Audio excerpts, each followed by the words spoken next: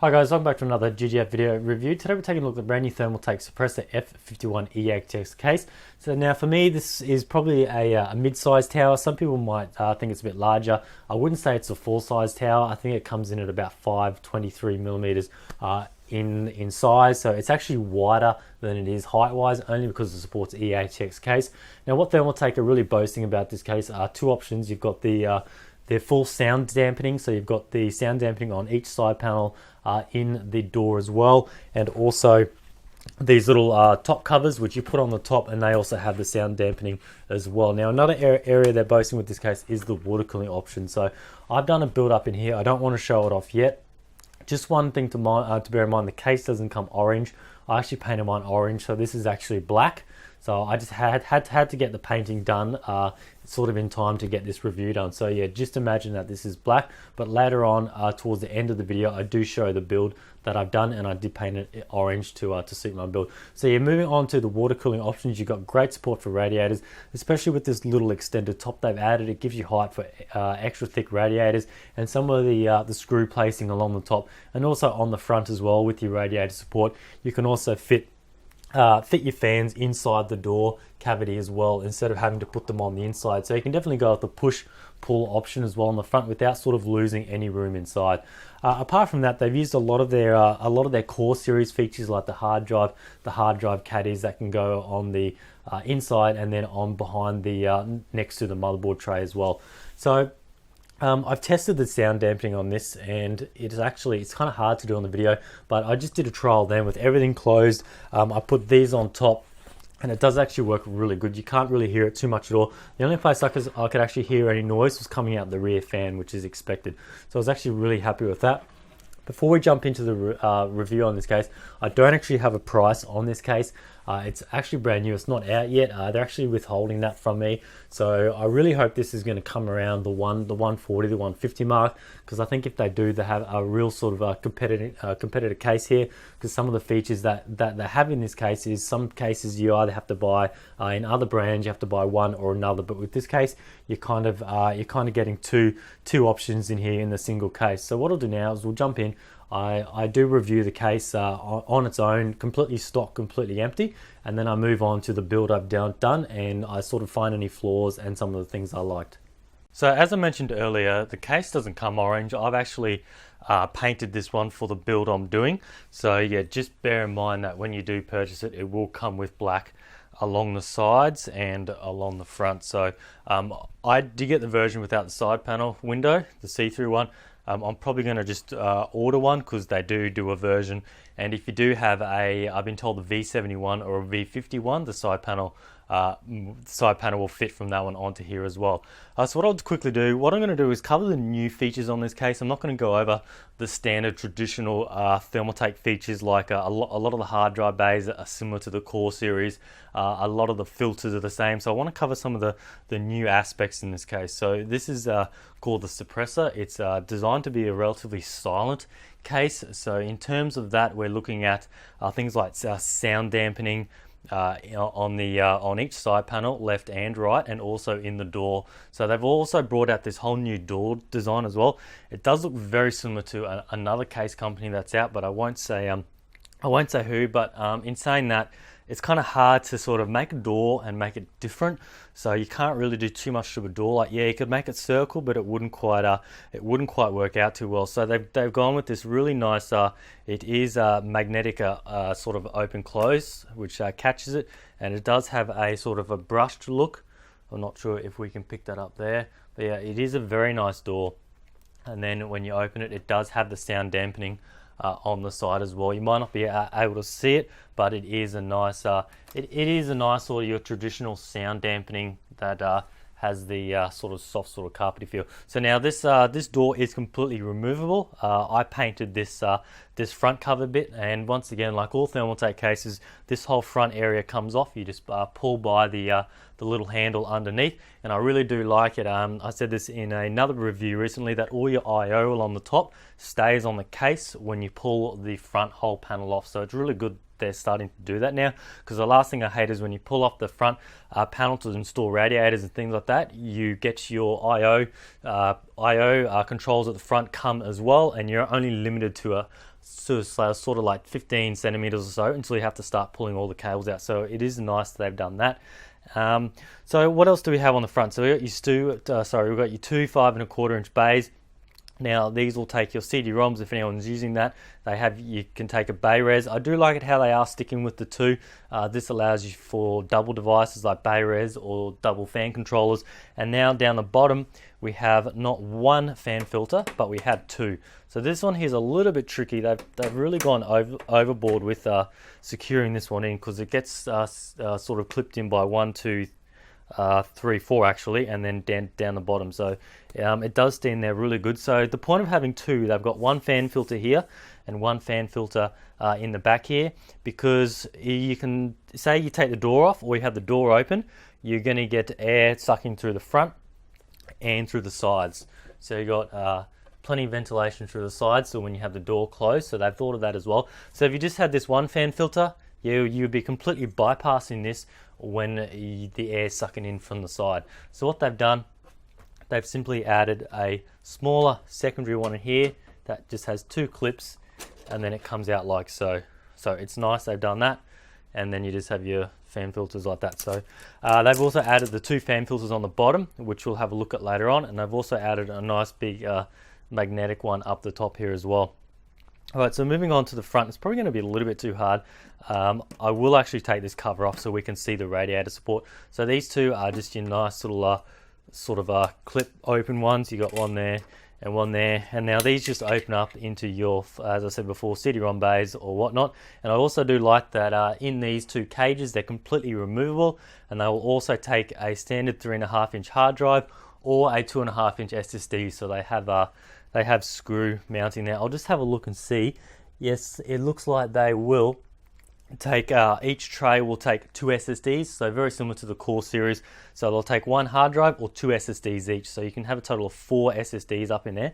So that's really good. Front radiator support.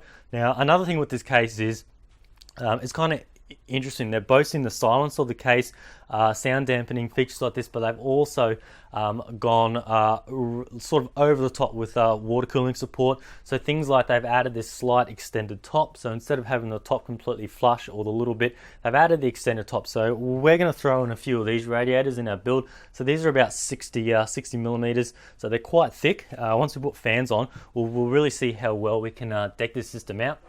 So moving on to the front radiator support, so you can fit a, you can actually fit a 420 in here if you want. So bear in mind, you will have to take the hard drives and the CD-ROM bays out, and one 360 millimeter if you don't want the 420. So what does that mean in fan support? So it comes with a 20 centimeter already, so that's really good. So if you're just going to use this for like a basic build, you've already got some nice airflow that comes with the case. You can fit two 140 centimeters, and you can fit three, 140 millimeters. You can fit two of those, and you can fit three 120 millimeters as well. So it's nice that they've giving you plenty of support in there, and we'll have a look later on and see how well you can sort of fit the radiators in there and see how much room we actually have inside to play with. Now moving along the top, you can see we have a really nice clean flush control panel up here. Nothing's raised, nothing's over the top. It looks really sleek. So starting from left to right, we have this cool little sort of fan symbol here with a minus and a plus. So when we look inside, you actually get 4 fan sort of inputs. So this is just simply a little fan controller. You can go up or down. So it's a nice little touch there, and it blends in nice with the rest of the controls. You have your standard headphone and microphone jack. We have a hard drive LED, really small one there. We have your nice power button. Now this is a nice sort of brushed sort of material, and it actually does light up blue around the edges. So that's a nice elegant button there. It does have a reset button as well, and it's actually sort of really flat and flush, so you can't just knock it by accident. You actually got to stick your finger sort of right in. We've got your 2 USB 3 and your 2 USB 2. So that's pretty much it for that. It does look really nice. I am impressed with that.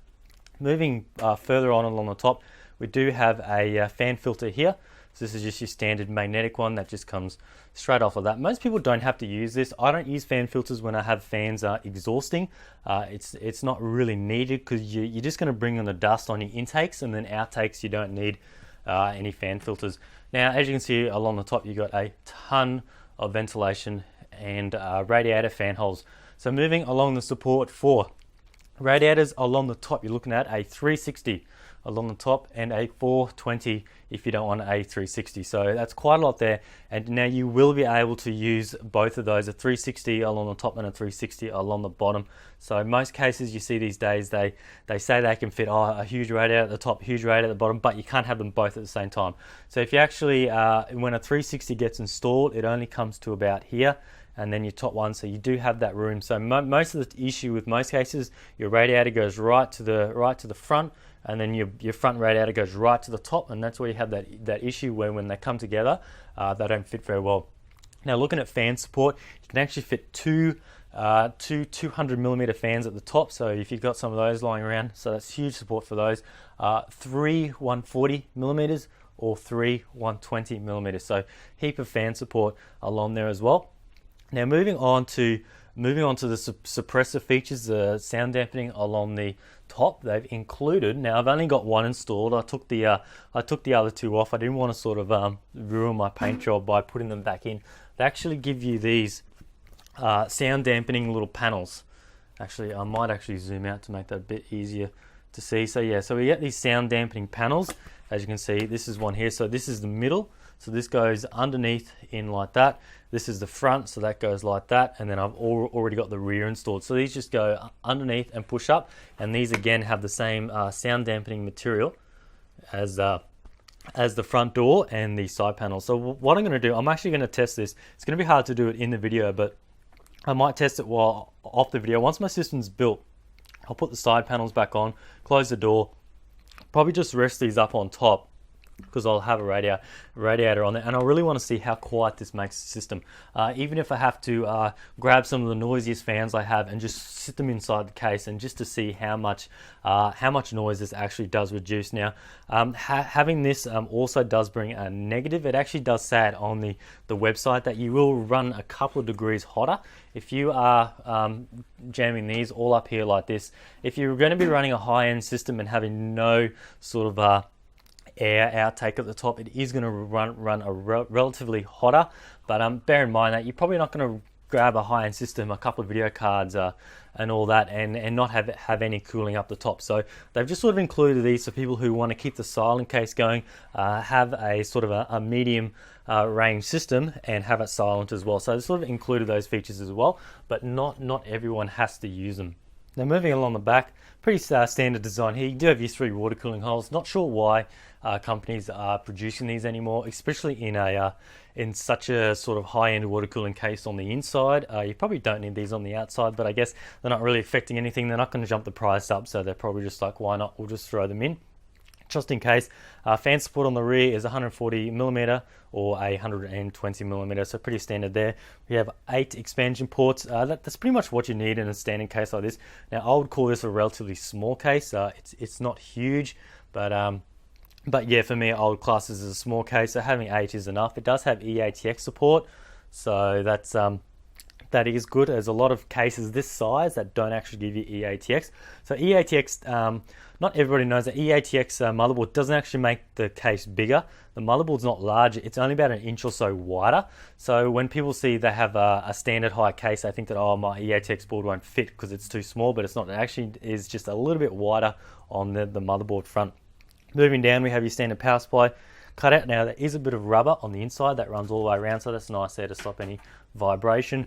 And then we have a little side panel lock, so that's nice as well there. And then on the bottom we have one of the fan filters, so very similar to the ones in the Core series range. And then we have one of these fan filters, same on the front bottom as well. Now the left side panel is, or sorry, if you look at the front, the right side panel is completely bare. Nothing on there except for the sound dampening. But on the left side panel, it's pretty much basic. So as I said, this isn't the Windows side, but you do get a option for a sort of fan to go on the front, so you can put a 120mm, 140mm on the side panel here, and it comes with the filter as well. Now this also does come with the, once again, this sound dampening material on this little insert here, which can come out. So we'll just show you that. And now this door design is your sort of swinging design. It's not the side, it swings out like that. It's not this one that's sliding around. I do like these ones, they are nice. Now moving on to the front, you can see, there we go. So you've got that little cutout there. So you take that out and your fan goes in there. And then we can have another look at the sound dampening materials. All right, so when I said saying this was a relatively small case, to me, I think it is. The dimensions for this is it's actually larger lengthways than height. So it is 577 millimeters long, 525 high, and 230 wide. So they've purely just done that for your E-ATX support. So that's where you've got your extra holes running along. So E, and then E there. So that'll give you that support for E-ATX. Now, having a look at in the front, I don't want to cover too much on all these drive bays. These are the standard core series ones. I do like it how it has that little sort of feels like the electronic feel. It's just a spring loaded, pushes in. It's better than ones you just got to like sort of rip out. Now these do support your SSD or 2.5 inch, so you can have one or the other. Now these are also fully modular, so these are in a groups of 3, so you've got 3 and 3. Each one can slide out.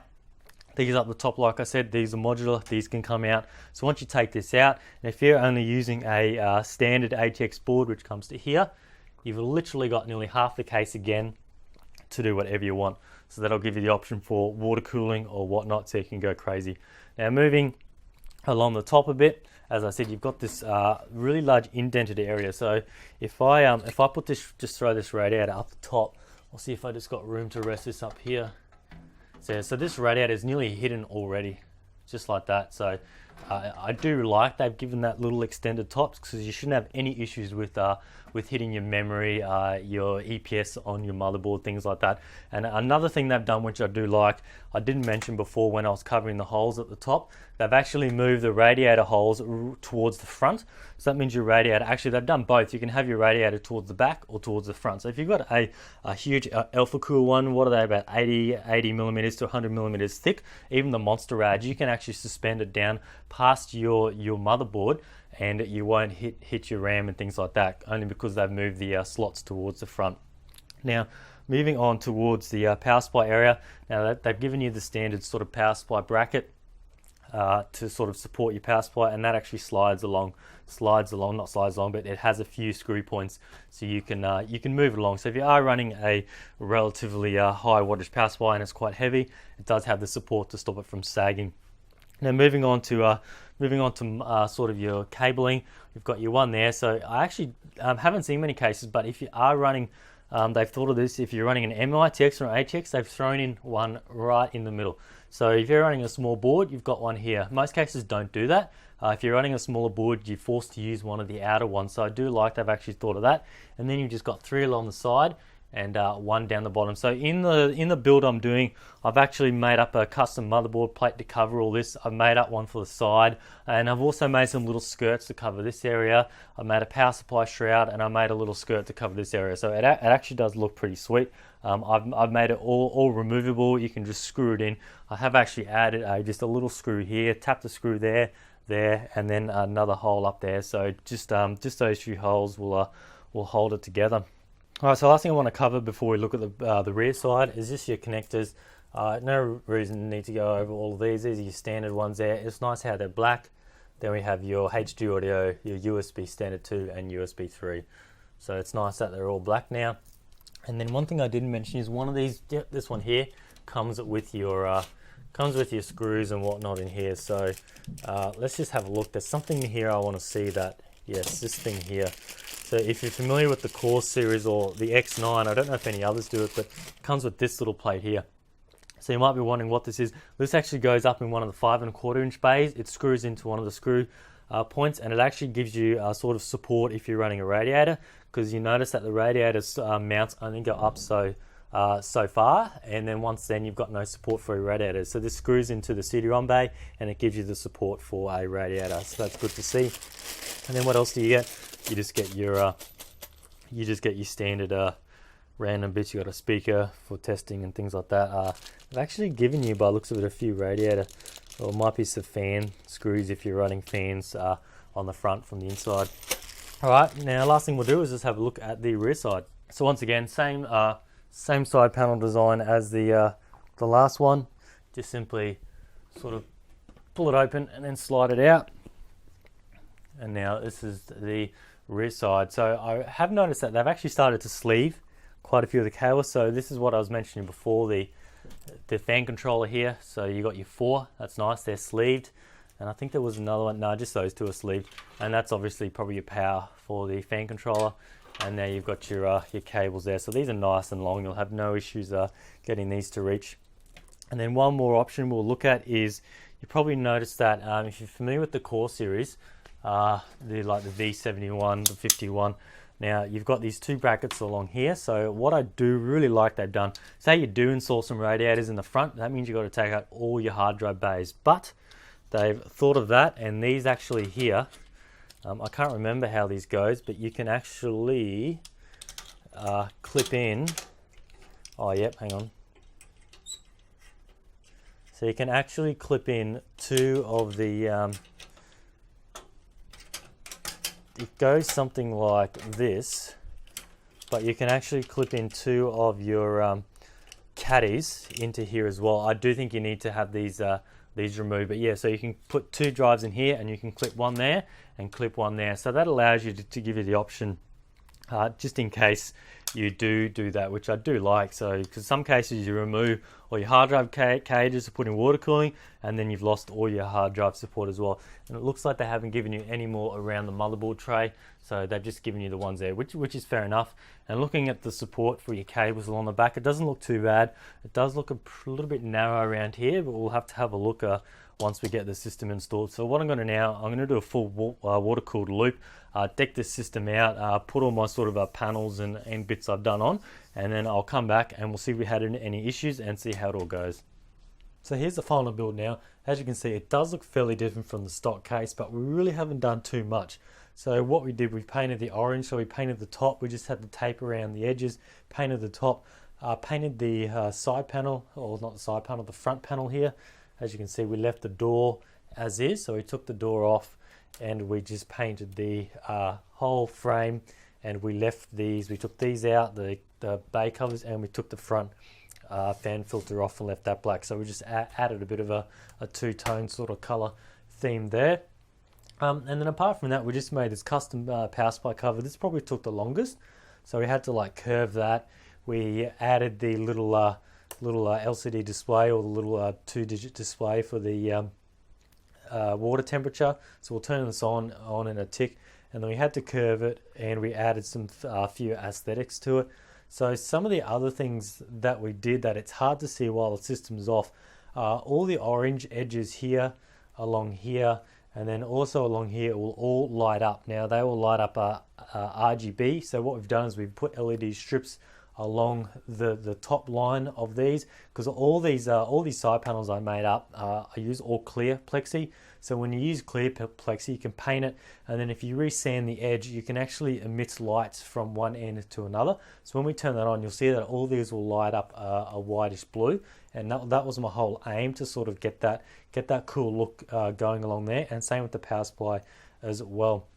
But yeah, really apart from that, we also added the black matte motherboard tray right in there. It's matte, and then we also added the cover next to the motherboard tray, which is slightly raised up, and that's where the other hard drive bays would have attached onto.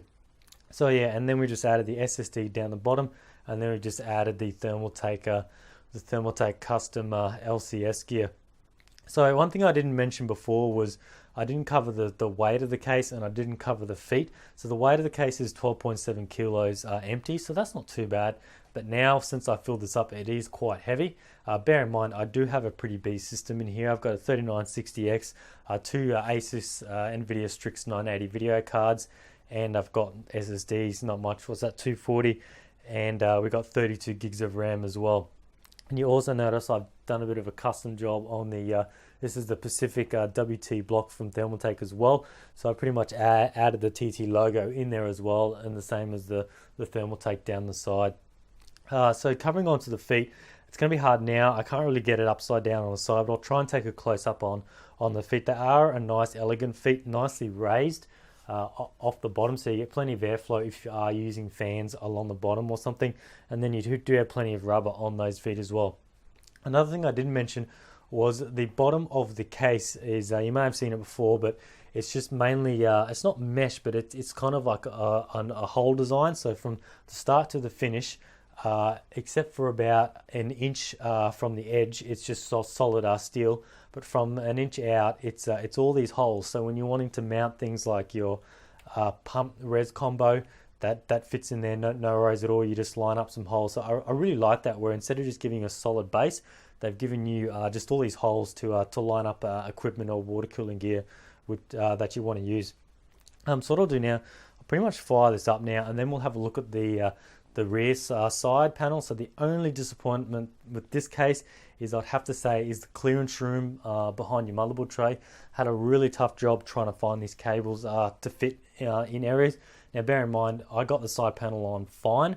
I didn't spend too long trying to fix up all the cables. You could probably do a better job, but I just wanted to show you that you can get the cables in without spending a long time doing it. So what I'll do now is I'll turn the system on, and we'll see how well it looks in the camera. We'll just see. So what you can see, I'll see if you can. So you can see this LED. It's really hard in video, but at night or even now, it looks really good along here. You've got that strip all lit up. Then you've got this strip along here. We'll see if we can see it on that end there. That strip there is all lit up along the bottom, and then the power supply down the bottom also lights up on the edge. And it is really cool when it's actually clear, because you don't actually see any light except for the leading edge. So that looks really cool as well.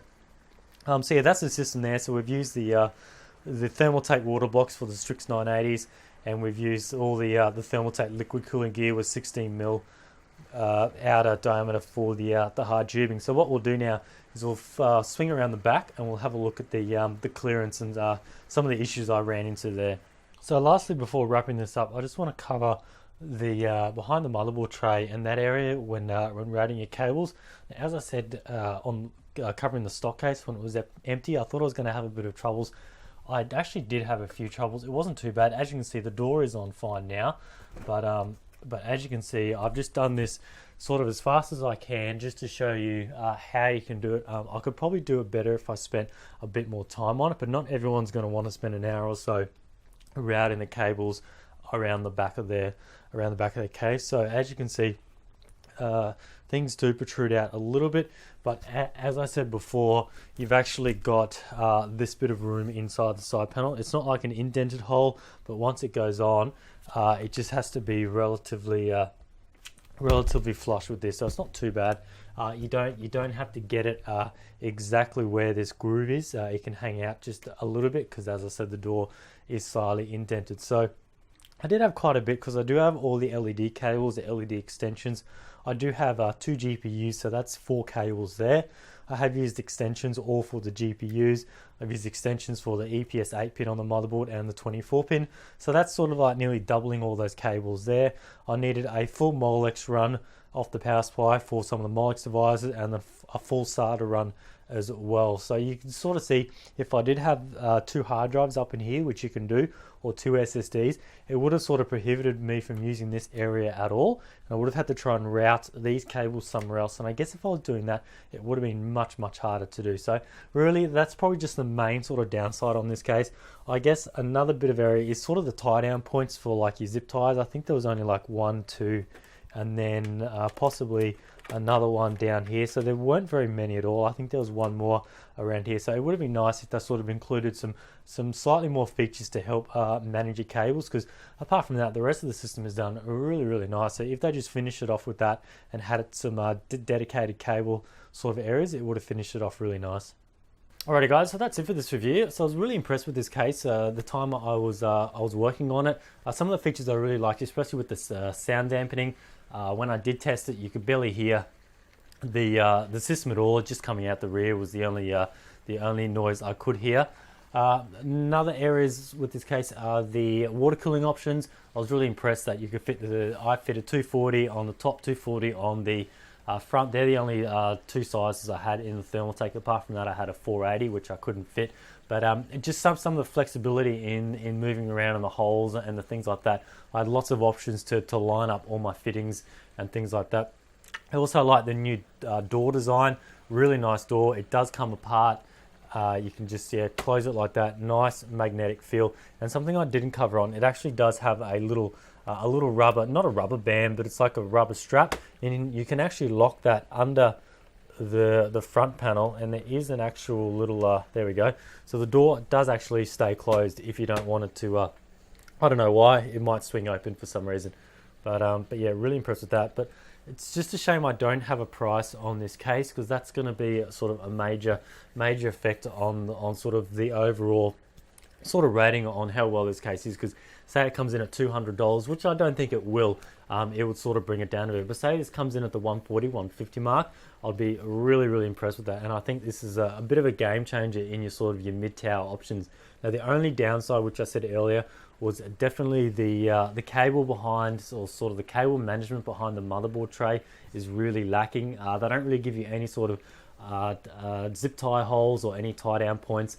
So especially around next to the motherboard tray, if you did have the 2 hard drives in there, you'd be really struggling for space. But apart from that, if you're not going to do a huge build, just a basic build, and even this build, I still managed to get the side panel to close, no worries at all. Probably the only other slight negative is if you are using the sound dampening, if you're going to deck this out on the top and you want a really silent case, it is going to run a little bit hotter. Like, it's not going to run like 30 degrees hotter and overheat and blow up. It's just going to run a few degrees hotter, so you just have to bear in mind with doing that. So but yeah, that's pretty much it. I hope you liked the build I did. I'm going to try and keep this up as long as possible, see if I can get it displayed at some places.